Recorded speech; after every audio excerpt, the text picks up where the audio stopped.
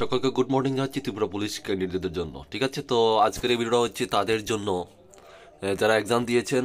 আর তাদের উদ্দেশ্য আজকে আমি দেখিয়ে দেবো যারা নেগেটিভ কমেন্ট করেছেন, কয়েকজন আছেন, হ্যাঁ, যারা সমাজের যারা আবর্জনা বলবো আমি তাদেরকে কেন বলবো, কারণ তারা হচ্ছে নিমহারাম।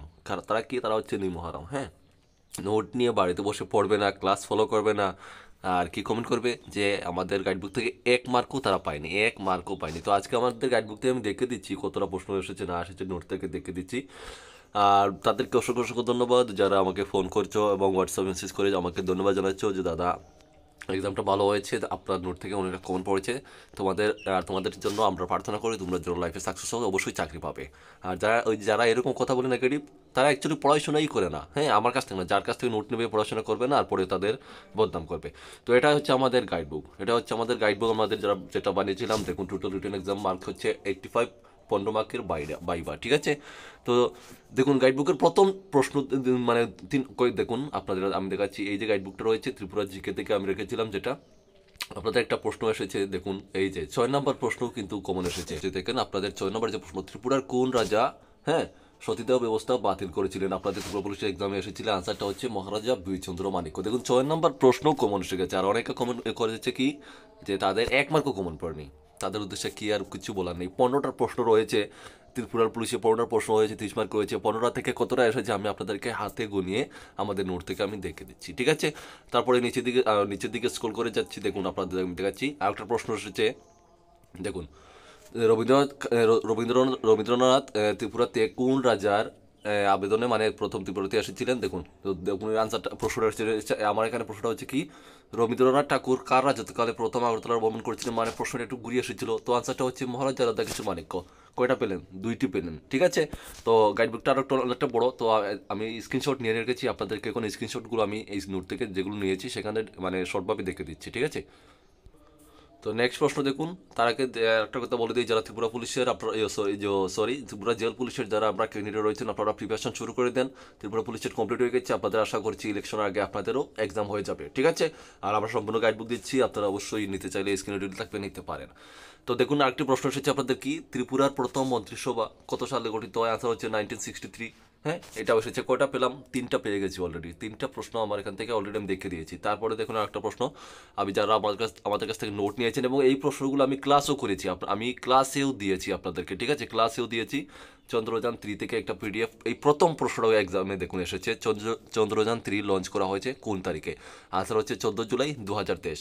কয়টা পেলেন? 4টা। হ্যাঁ, 4টা অলরেডি আমরা পেয়ে গেছি আমাদের নোট থেকে। আচ্ছা, তারপরে একটা দেখুন, এই দেখুন, কবিগুরু রবীন্দ্রনাথ কোন মহারাজার আমলে এবং কবে সর্বপ্রথম ত্রিপুরায় আসেন? এই যে প্রশ্নটা, মহারাজা রাধাকিশোর মানিক্যর আমলে 1900 খ্রিস্টাব্দে। ঠিক আছে, এই প্রশ্নটা যা আগে তোমাদেরকে আমি দেখে দিয়েছি। ঠিক আছে, তারপরে দেখুন আরেকটা প্রশ্ন, আরেকটা প্রশ্ন হচ্ছে আগরতলা উজ্জয়ন্ত রাজপ্রাসাদটি কে নির্মাণ করেন? তোমাদের এসেছে এখানে। দেখুন আমি দিয়েছি কে এবং কত খ্রিস্টাব্দে নির্মাণ করেছিলেন। আনসার হচ্ছে মহারাজা রাধাকিশোর মানিক্য 1905 খ্রিস্টাব্দে। তোমাদের এটাও এসেছে। কয়টা পেলে তোমরা? হ্যাঁ, দেখে নিছো? আচ্ছা, আরেকটা দেখাই।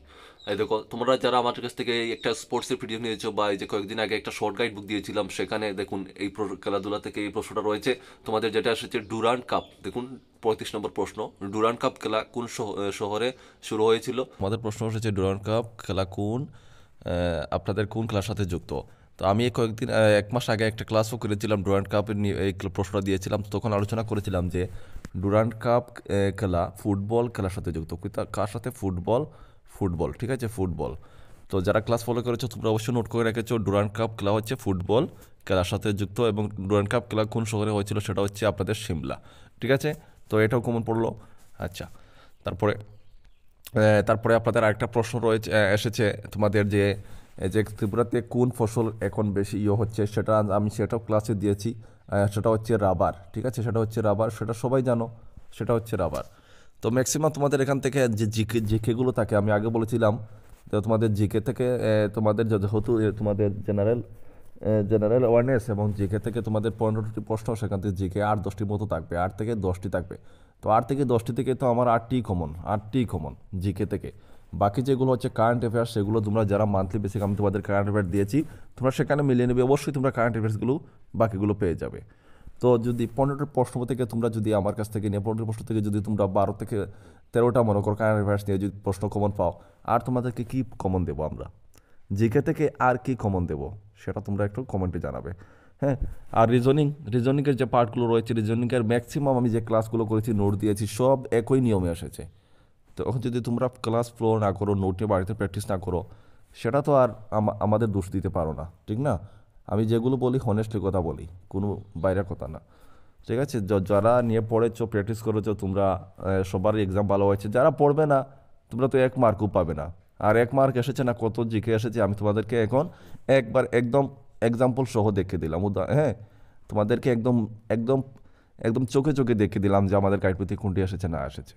এটাই হচ্ছে কথা। এই ভিডিওটা হচ্ছে তাদের জন্য যারা আমাদের কি বলবো, বাদ দেন, এগুলো নিয়ে কথা বলতে চাই না। যারা চাকরি পাওয়ার তারা পড়েছে, তারা অবশ্যই পাবে। আর যারা এরকম কথা বলে, তারা কোনোদিনও জীবনে সাকসেস হবে না। তো বাকি রইল জেল পুলিশের ক্যান্ডিডেট যারা, পরীক্ষা আপনাদের হয়ে যাবে, আশা করছি ইলেকশনের আগে ভালো করে প্রিপারেশন করবেন। আর এক্সেপশনাল তো আপনাদের ইন্টারভিউ তো চলে এসেছে, আপনারা ভালো করে প্রিপারেশন করবেন।